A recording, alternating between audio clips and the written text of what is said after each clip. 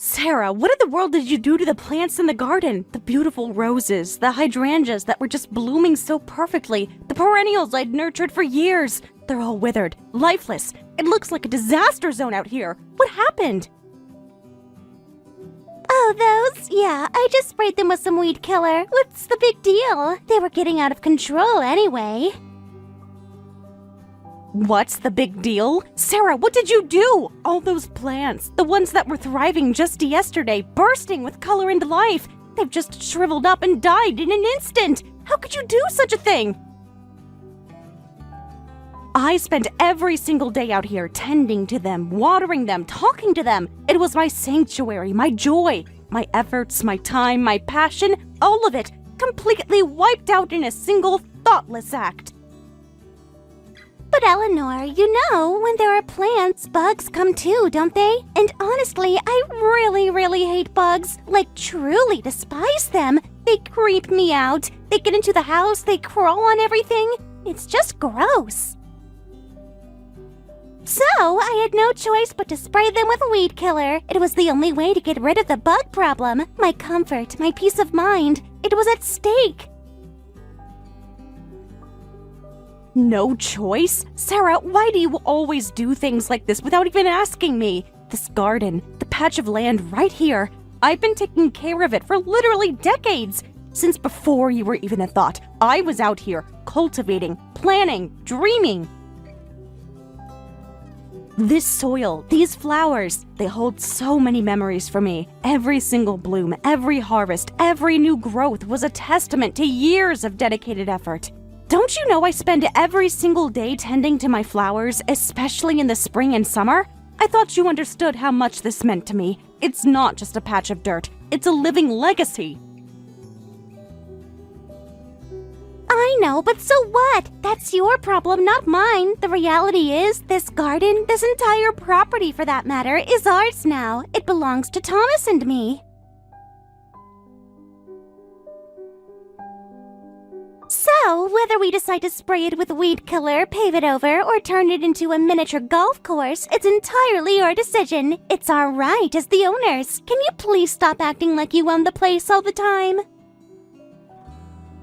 It's truly getting on my nerves. You might have lived here your whole life, but those days are over. We've moved into the 21st century, and things are different now. What are you talking about, ours? This was always my home, my land. Oh, please, don't tell me you've forgotten. We tore down your old, dilapidated house, didn't we? The one that was practically falling apart in the suburbs of Phoenix. And then we built this beautiful brand new two-family home, a split level, right here on this property. You agreed to it, remember? And at that time, you willingly changed the ownership of this land, the deed, to your son, Thomas's name, didn't you? It was all legally documented, signed, and witnessed. It's official. Therefore, this is no longer your house or your land, Eleanor. It doesn't belong to you. It belongs to us, Thomas and me, his wife.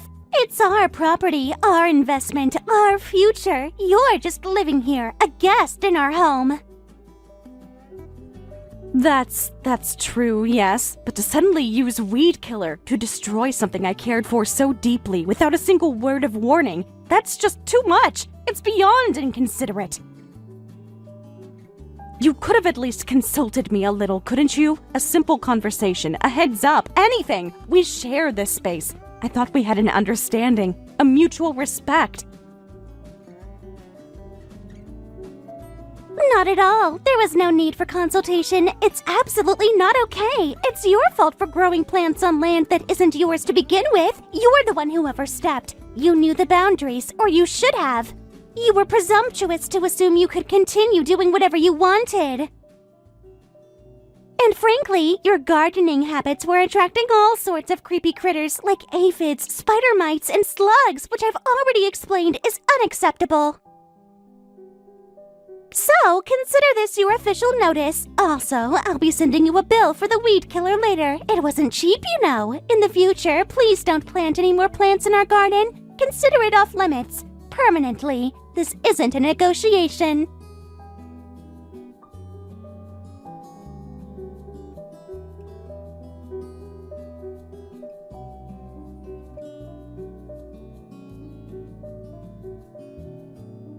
Mom, you won't believe it! Listen to this! The bank's loan application finally seems to be going through! I just got off the phone with the loan officer at the First National Bank of Arizona. They're doing the final checks, but it looks like we're on track! Can you believe it? This means I'll finally be able to get a loan in my name! After all this time, all the stress, all the rejections, it's actually happening! I'm so incredibly relieved I could almost cry! It feels like a massive weight has been lifted from my shoulders, a weight that has been crushing me for months, for years even!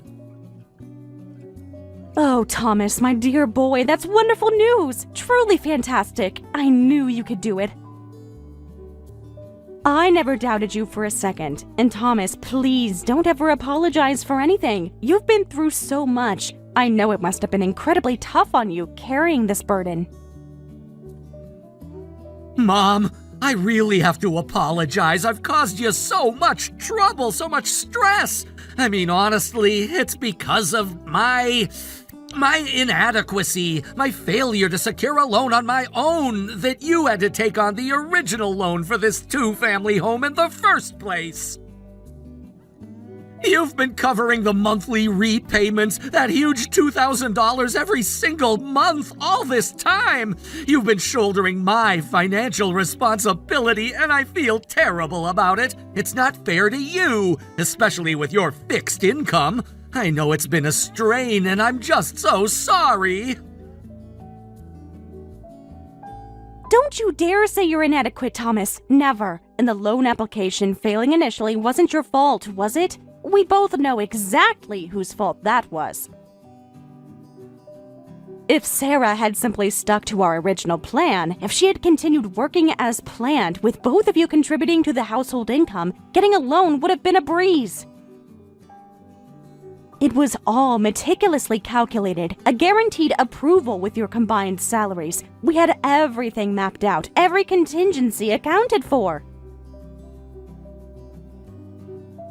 Yeah, well, Sarah, she just suddenly decided she wanted to be a stay-at-home wife. She quit her job without consulting anyone, without a single discussion with me or you. Just up and left her position at the Phoenix advertising agency.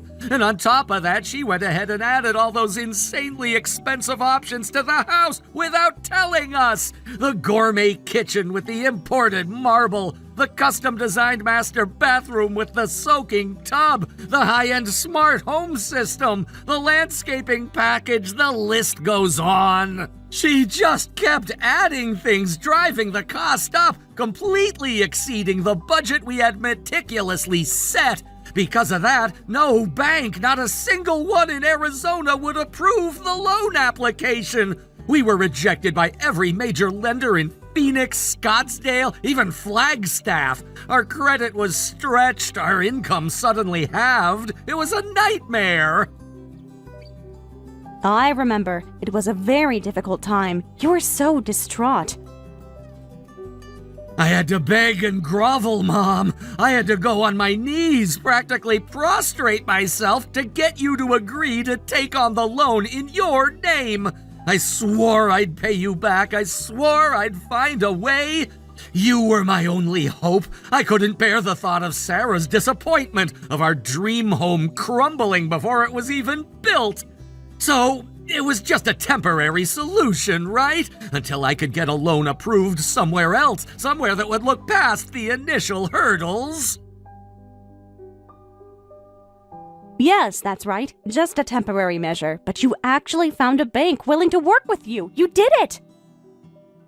You truly pulled off a miracle, Thomas. What a feat. I knew you had it in you. You've always been resourceful and determined. I know. Moving to New York and taking that new job with the tech firm, even with the intense hours, was absolutely the right move. The significant increase in my annual income really made the difference.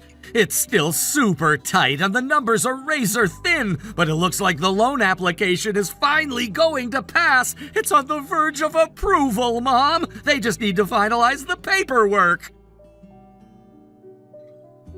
Super tight doesn't matter, Thomas. Even if it's just barely, as long as the application goes through, that's all that matters. You'll be able to manage the repayments. I know you can definitely handle it without any problems. You're responsible and hardworking. As soon as the application is approved, we'll immediately begin the process to refinance the loan. We'll get everything transferred. Then, finally, the house and land will be in your name, clear and free. It's going to be such a relief for everyone. Mom, I'm so sorry for pushing the loan onto you for so long, for burdening you with this for what felt like an eternity. I know you must have hated taking on such a massive loan at your age. Deep down, it must have been a constant worry. I appreciate your sacrifice more than words can say. Don't be silly, Thomas. I never hated it. I always believed you would find a way, that you would make it work. I know, my son. I trusted you completely, so it was okay.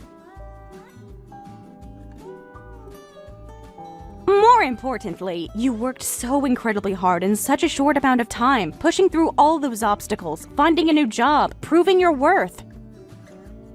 You truly went above and beyond. That's my son, after all. You've always been a fighter. It's all thanks to your cooperation, Mom. I couldn't have done any of this without you. Just agreeing to put the loan in your name was more than enough, a huge act of generosity. But then you went even further, paying that $2,000 a month for the loan until I settled into my new job in New York and got on my feet. Because of that, I was able to focus entirely on my job search, to make the right career move and to get financially stable. I didn't have to worry about the immediate burden of the house payments. It made all the difference. Well, I was happy to help. A mother always wants to see her son succeed. So, Mom, once the loan refinancing is successfully completed, how about we have a small celebration? A nice dinner out, maybe downtown, or a weekend trip to a cozy inn, wherever you want to go. My treat. We deserve it. No, that's all right, Thomas. You don't have to do that. Just knowing you're set is celebration enough for me. No, Mom, really. Instead of a celebration, I'd rather you let me pay you back for all the loan payments you've made so far. Every single penny of that $2,000 a month, and I'll add a little extra on top, a significant amount as a token of my sincere gratitude. A way to show you how much I truly appreciate your sacrifice and support. I've been saving every spare dime for this. Oh my. Well, that would be wonderful, Thomas. That's incredibly generous of you. I'm very touched. Honestly, Mom, thank you for everything. Thank you for always helping me, for believing in me, for sacrificing so much for me. From now on, you can leave everything to me. The loan, the house, everything.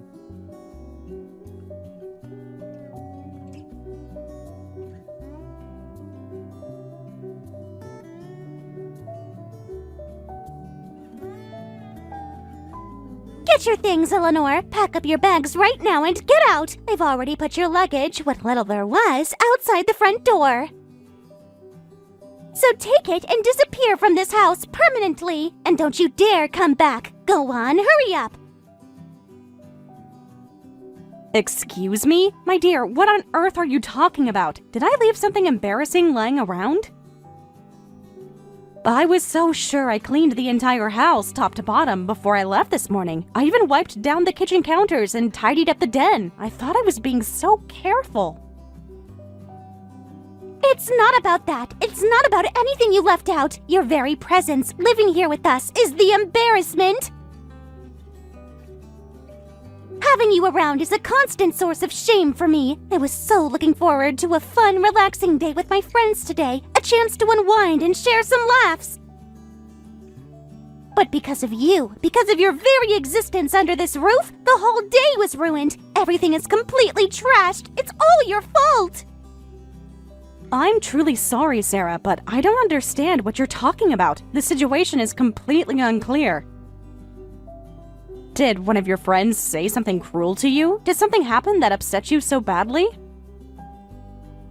Yes, they all went on and on bragging about their mothers-in-law. Every single one of them. The friends I invited over today, they all live with their mothers-in-law. Every last one of them. So, I thought today would be a fantastic day to bond over shared complaints about mothers-in-law. A real gossip session, a chance to air our grievances and get some sympathy. But no, it turns out I'm the only one who has a terrible mother-in-law. I'm the odd one out. It's not fair. They all said their mothers-in-law are kind, devoted, and absolutely amazing? That they're the best? Yes, and get this. Apparently, their mothers-in-law individually give them pocket money on the sly, like a personal allowance, and they do everything around the house. They handle all the chores, all the cooking, all the cleaning, the laundry, everything! And they're brilliant at home gardening, so good that their families barely have to spend any money on groceries. Can you believe that? But I have nothing like that to brag about. Not a single heartwarming story about my mother-in-law. And I'm supposed to be blamed for that? Is that what you're saying? Of course! Absolutely! You're my mother-in-law living under the same roof as me, aren't you? So it's your job to make sure I don't get embarrassed. It's your responsibility to uphold my social standing. You should be actively working to make me look good to my friends. You're failing at your one job. Oh, really? Is that so? Well, Eleanor, you never once gave me any pocket money, did you? My friends get $200 a month from their mothers-in-law every single month. I'm a retired woman, Sarah. I live on a budget. I barely have enough for my own needs. I'm on a fixed income myself. And right now, there are all sorts of other expenses, aren't there? Like the house, for instance. So no, I haven't given you any extra money. What do you expect? Then at least do the housework. My friends said their mothers-in-law do all the chores. Others are others, and we are us, Eleanor. We made a rule before we moved in together, didn't we? We explicitly agreed that we would each be responsible for our own affairs. And besides, you're a stay-at-home wife now, aren't you? Well, you still need to pull your own weight around there. What about the home garden then? My friends' mothers-in-law grow everything. I was actually preparing the garden to switch from flowers to vegetables and fruits. I was planning to plant tomatoes, peppers, cucumbers, and herbs, dreaming of fresh produce. But you turned the soil into barren land with that weed killer, didn't you? Nothing will grow there now because of you. It's completely ruined. Ugh, what is it with you? What are you saying? Are you implying that everything is my fault? Yes, well, fault might be a strong word, but I certainly think this is beyond unreasonable. What? If it was about the garden, you should have told me first. Then I might not have sprayed it with weed killer, would I? You kept me in the dark. Anyway, I was utterly humiliated today because of you, Eleanor. My friends felt sorry for me because I had to live with such a terrible mother-in-law. They were giving me pity, so get out! Just disappear from this house, you awful old woman! If you want to talk about awful, Sarah, you're the one acting completely out of line. I'm listening to you and I'm speechless. Your insolence and arrogance are truly astounding. I don't even have words for it. Shut up! You're a freeloading old hag of a mother-in-law who offers absolutely no benefits to me by living here. What was the point of having you move in? You're just a parasite on a pension. Get out! There's no advantage to having you here, and you are just in the way. You're a burden. All right, Sarah. If that's how you feel, then fine. Have it your way. I'll leave just as you wish. I'll pack up whatever little belongings I have left, and I'll be out of your hair. But in return, I won't help you with anything anymore. From now on, you and Thomas can figure out how to pay the loan yourselves. You're on your own. From now on? What are you talking about? Thomas is perfectly capable of paying the loan for this two-family house. We never relied on you, a woman on a pension, for a single penny. You're just trying to make yourself seem important. I'm sorry, but Thomas hasn't paid a single cent. Not one payment, Sarah. Not ever. He's been relying on me, a woman on a pension, all this time. What? What are you talking about? He's never paid. Why? Why would you be covering the loan for this house? Because the loan application failed, didn't it? All thanks to you. You wanted to build a house, but the foundation was too expensive and you couldn't afford it on your own. So you came to me for advice, didn't you? You asked me if you could build a house on this land, my land, if we lived together in a two-family home. I was happy about the idea of living with my son and his wife, and I gladly accepted your proposal. What does that have to do with anything? Building a house on your husband's family's land is a common thing, isn't it? Lots of people do that.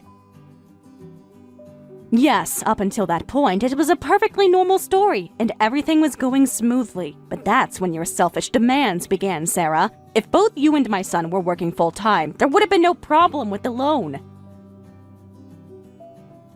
But then you suddenly decided you wanted to be a stay-at-home wife, and you quit your job without a word. And what's more, you started adding expensive options, saying you wanted a house that would look good on Instagram, going wild with all the upgrades.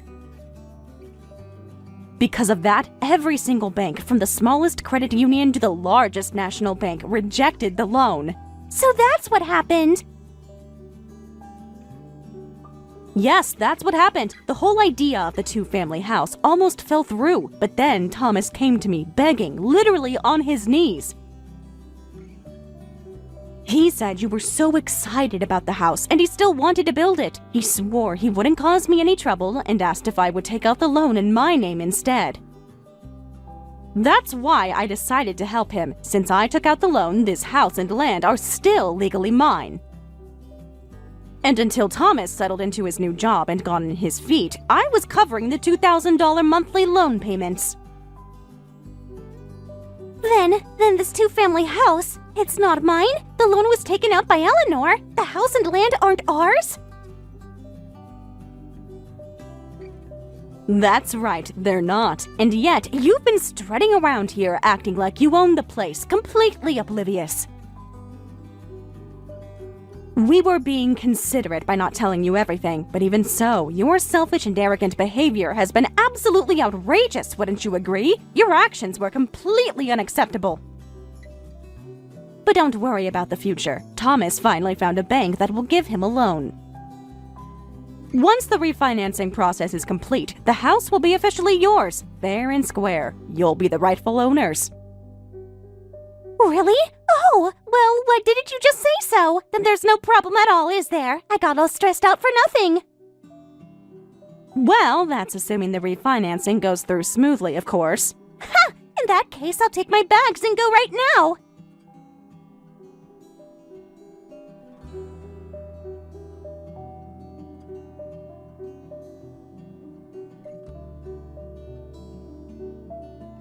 Mom, I heard about what Sarah did. I'm so sorry. I can't believe she tried to kick you out of the house. That's just unbearable.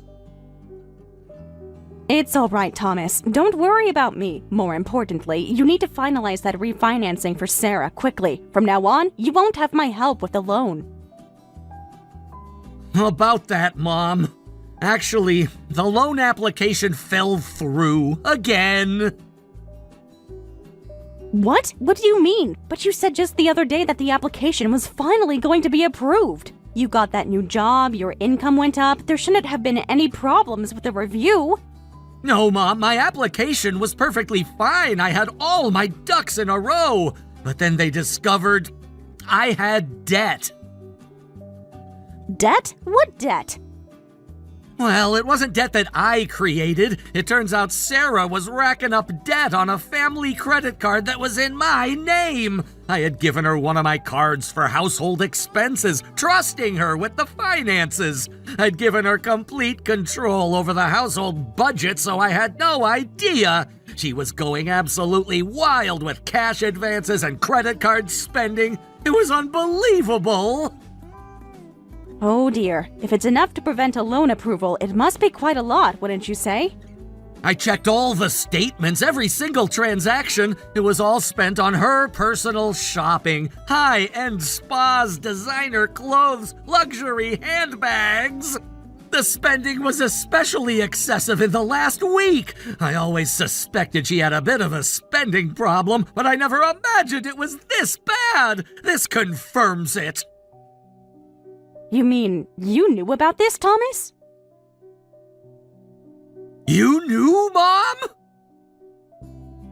Of course, I'm with her all day. I noticed an awful lot of packages addressed to her arriving almost every day, delivered right to the doorstep. I kept wondering what she was buying. So that's what it was. And what about the house, Mom? What are we going to do now? We'll have to find another bank that will approve the loan, won't we? But with all that debt, it's going to be extremely difficult, if not impossible.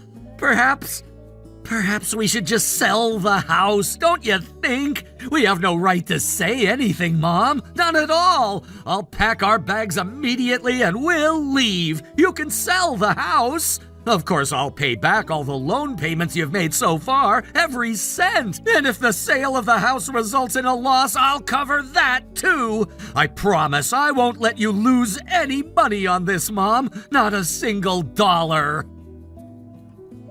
That would be a great help, Thomas. Thank you. And I'm going to divorce Sarah. I just can't live with her anymore. I swore I'd make her happy for the rest of her life, no matter how selfish or stubborn she was. I truly tried my best to keep that promise, but I can't do it anymore. She kicked you out of the house, and now this hidden debt? There's no love left. I can't devote myself to someone like that. I'm utterly exhausted. You've done more than enough, Thomas. You've been incredibly patient and resilient. So, I'll start the divorce proceedings right away. I hope it goes smoothly.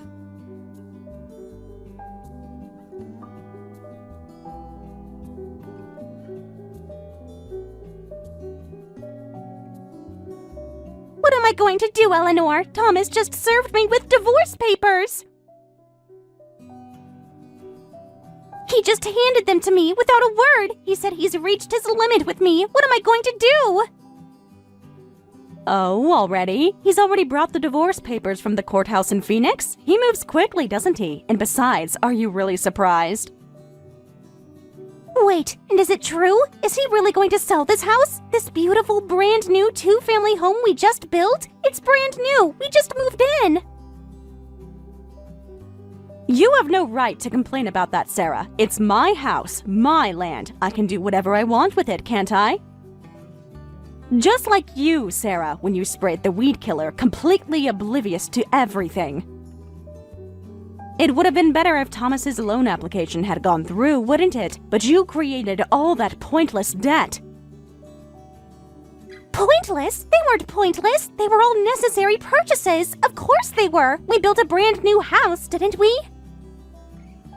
So it's only natural to want to beautify it with various new interiors and decor. And I always dreamed of an elegant, leisurely life as a stay-at-home wife. So naturally my shopping increased. It's completely understandable.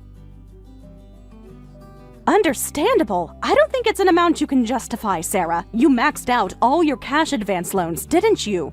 And it looks like you went on an even bigger spending spree just this past week. I'm not the one who's wrong. It's all your fault. My fault? How so? Because you didn't do anything for me, like my friends' mothers-in-law do. That's why I wanted to brag to my friends, too. So I bought things and posted about them on social media, saying they were gifts from my mother-in-law.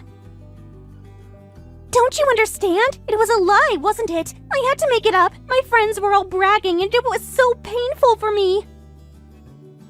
I hated being the only one who had to complain about her mother-in-law. I didn't know it would come to this. It's unfair. It's so unfair. Unfair or I didn't know. You're not a child, Sarah. Why do you think things turned out this way? You finally had a beautiful brand new house, a house with all the custom options you wanted, a house to brag about. You even became a stay-at-home wife. You should have achieved all your dreams. But But I didn't achieve them. You achieved them for me, and others achieved them for me. And this is the result. Next time, you need to earn a wonderful house with your own strength, your own efforts. No, please, that's impossible for me. I don't have a job anymore, and I'm being served with divorce papers. Please, Eleanor. I'll apologize for everything I've done. Please don't sell the house, and please convince Thomas to reconsider the divorce. And what would be the benefit to me in doing that, Sarah? What?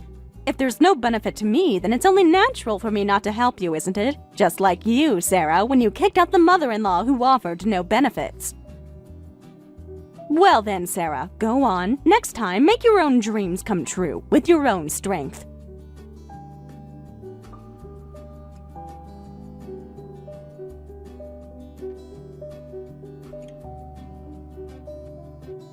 Soon after, Thomas and Sarah's divorce was finalized. Sarah, in a fit of rage, lashed out at her friends, accusing them of making her brag and demanding they take responsibility for her situation. Consequently, she lost all of her friends. She attempted to return to her parents' home in New Jersey, but her younger brother and his wife were already living there, leaving no room for her. With nowhere else to go, Sarah is now sleeping in her parents' living room, working at a local convenience store in Trenton to pay off the substantial debt she accumulated from her extravagant shopping.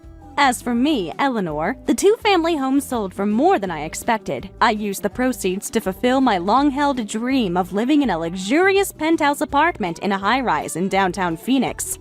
It turns out this new life is far more comfortable and convenient than I could have imagined, and honestly, Sarah, as terrible as her actions were, I'm strangely grateful to her. She unwittingly gave me the perfect reason to sell the house and finally achieve my dream.